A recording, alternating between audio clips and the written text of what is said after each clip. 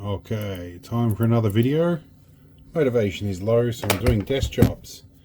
Now, I'm heading away to New Zealand soon, so I've been looking at all my GoPro collection and making decisions.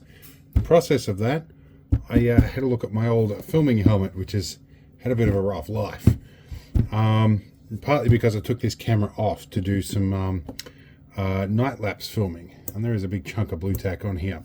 There's blue tack on everything. I have recently replaced the blue tack here. This helps keep the water and the moisture out, because I usually use this when I'm out in my 8-wheel drive amphibious vehicle. Meaning it gets wet, and in order to have the auxiliary power and medium mod little extra microphone attachment on here, you need to take the door off. So I deal that with a bit of blue tack. I'll grab that because a lot of people don't know what that stuff is. This is blue tack. It's a Bostik product, available very commonly off the shelf in Australia, hence the little made in Australia thing. But this was, I believe, originally an American product. Anyway, it's useful. It's like a reusable putty. Anyway, what I want to do with this helmet, as you can probably tell from the tape here, this scrim cloth's had better days. It's had a bit of a rough life. Well, in my travels a while back, I think after the Coral Reef swimming, stopped by the Dookie Emporium, and he had fresh scrim cloth, which is, you know, a little less sun faded than this stuff. So I figure I might redo this. Now this is a US, I think World War II military helmet that my brother and I picked up at a hard waste. There was a bloke getting rid of half a dozen of these. Don't know why you throw them away, but extremely hard to drill through. We had to use valve grinding paste and a special drill bit just to get one hole through to put the boom mic in here. That was my senior engineer did that. So and I made up a liner because they didn't have one, and this is stuck in with hot glue, as is all of this scrim cloth. So it's held out for about 10 or 15 years now. So I guess the time has come to pull the scrim cloth off. So I'm going to strip off the camera off this and try and get some of the scrim cloth off, and then we'll go from there. Right, for this bit I think I'm going to risk cutting my fingers. I'm going to get my little scalpel blade on the go here, because I can't find my utility blade.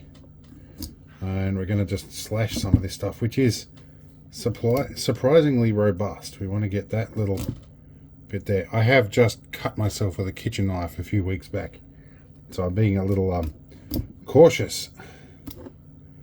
So yeah, we're going to take this off from the top. That'll get that hole big enough to get around that which is epoxied on, and we're going to work our way around here, and I think I should be able to just rip this off the hot glue. I'm going to have to try and take this liner out, which I think we glued in with some hot glue here around the back. There we go. That's going to separate out, but the hot glue is not going to separate from the foam because it's in pretty well. I may need to get some flush cutters on the job. Meanwhile, my poor GoPro is getting dragged around the bench. This is going to be a difficult thing to film. Oh. Meanwhile, I might dig up some stock footage of my brother with the other one that we used to have. I think my nephew has that now. My brother is no longer with us, by the way. He passed away through a situation, or through his own hand, shall we say, about a decade ago. So we all do miss him, but life must go on, I guess.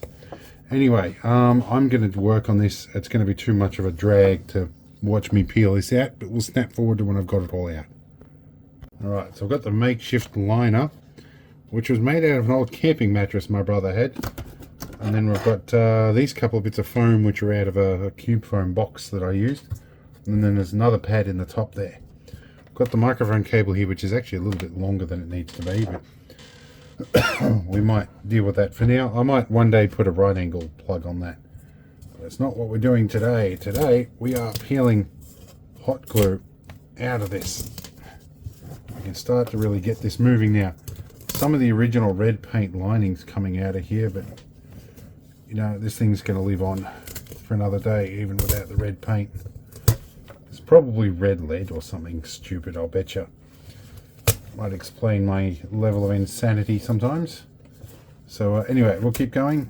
We will be back. Right, and we have de-skinned it. This has the smell of dried mud and that like musty ex-military stuff. Didn't smell like that when we got this, but it's picked that smell up over time. Anyway, that's going in the bin. Now we have a fresh lot here. Now I'm planning on really just putting a single layer over it. I think that's really all I need to do, and then I'll save the rest. So I think a single width of this is probably all we need. Probably about that much length. Probably trimming about here, I think. And I think I can follow the weave across, although that's going to be a fairly generous amount. Is there a cut line on this corner? Yeah. So this, yeah, so I think what I'll do is I will cut, we have the edge of the roll here, we're going to work with that because that's the best one. We'll run that around the front when we put it on. So we'll cut across this length, and then we'll shorten it up in the other dimension as needed. And I'm probably just going to get my good fabric scissors out. These ones don't cut it. So yeah, we'll be back. Alright, so that's going to be about enough. So we're going to really start from about that length there. These fabric scissors should do it. And then I can just follow that pattern across. So we'll be back in a few.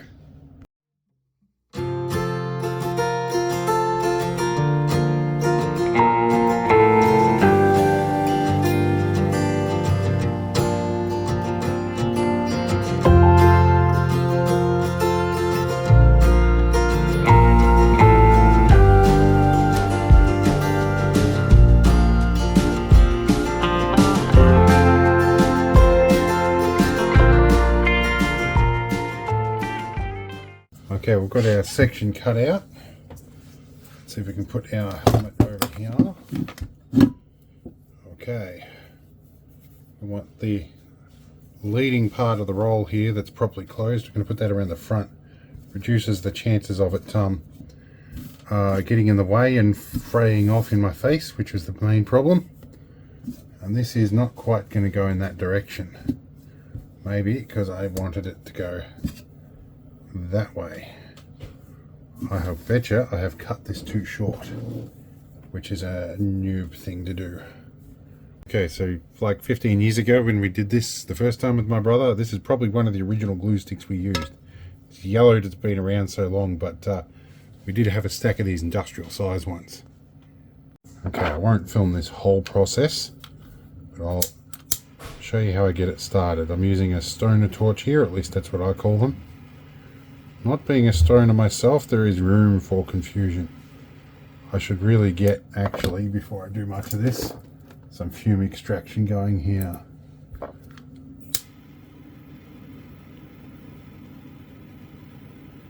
Get this nice and hot. This front one matters more than most. So get that nice and hot on the front, and we're going to stick this bit down.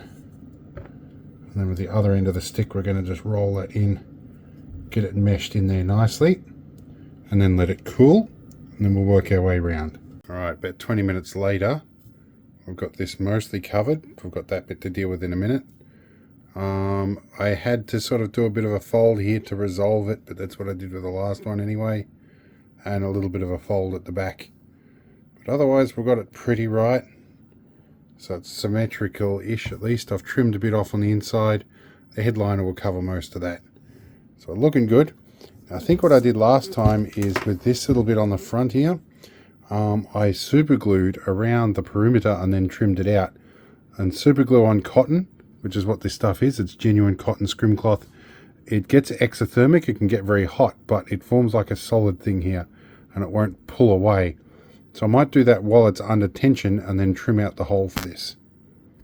Now, this can be a bit of a tricky job. To prep our glue container here and bust off the used bits.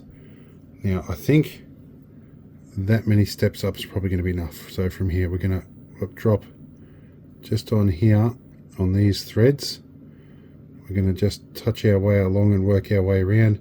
You will see some smoke here because that's how hot it gets. Alright, we'll work our way one more section away, and we're just going to work our way around. And we'll let you know when we get there. So it's finished smoking, it's cooled off a little bit. It's nice and solid in that little square around the front there. We're going to cut the middle bit out now. Alright, so this is poking out from the front. That's good, and these bits are not going to unravel. Might be a little bit pointy, but I don't care too much about that. This might, depending on what I'm filming at the time, I might hook stuff into the scrim cloth. Yeah. Now we're going to turn over to putting the liner back in, and these two little extra bits in the side to pack it out. I forget where they're meant to go, but we'll pack them in as needed. We're going to hot glue all of that in as well. Alright, so I made the executive decision. I probably don't need to glue the liner in. It seems to work okay. This is tucked in alright. This becomes a problem in the field. I'll pull out a stick of hot glue and stick it back in anyway. So now we're going to mount our camera back on. This did have some remnants of the original straps on here when I got it, but they have long since deteriorated. So what we're going to do is, I forget this should have gone around the other way. Okay, well, it's the way the camera's got to go on. There's a bit of dust and dirt in that little foot attachment there. Tighten this up a bit, just gently. We'll bring you up there. Now that actually really, I think, needed to go in the other side. And I've got it routed that way. I'm glad I didn't glue this all down, because we can flip this over, pull our cable out and reroute in the opposite direction. Alright, we appear to have things mostly in position here. Everything's all sort of working. It's all in a good spot. I've tightened up the boom mic a little bit. I need to reposition that slightly, and it has got loose again. So maybe I need to put another nylock nut on there. It's not quite doing its job the way it's intended, but that should sit about the right spot. Hopefully. It does need a rebending a little bit. Okay, so that should be in the right spot. I need to move that just out just a little bit to get it away from the when I'm talking and you get the pop sounds. There's a bit of foam in there to stop that, but that should work all right. This should clip under my chin. I should keep in mind that this is not designed to stop me from an accident. It's not designed to replace a safety device. It's mostly just for filming, but it does have some padding. It does have some protection. But yeah, if I'm going to do stuff where I actually go at a decent pace or in a public area, stuff like that, I'll use a certified helmet. But anyway, this one works for filming. That's pretty much what this is, just to hold this camera. So I'm going to check the audio. We'll see how we go from that. Okay, I'm testing the audio from the GoPro now. So if I talk really loud, do pops and talks and hopefully that shouldn't pop out on the microphone too much. And hopefully it should be relatively clear audio. So we're pretty well done with this. I hope it was a fun one. We'll see you in the next video where hopefully I do something with Land Rovers. Motivation's a little low on that department right now. Anyway, see you later.